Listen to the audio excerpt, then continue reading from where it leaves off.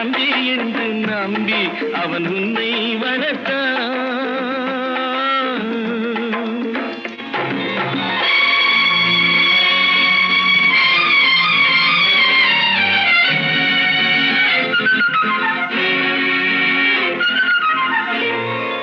தங்கை எனும் இளைய கன்று தாய் வீடு வந்ததென்று என்னுடைய நாடகத்தில்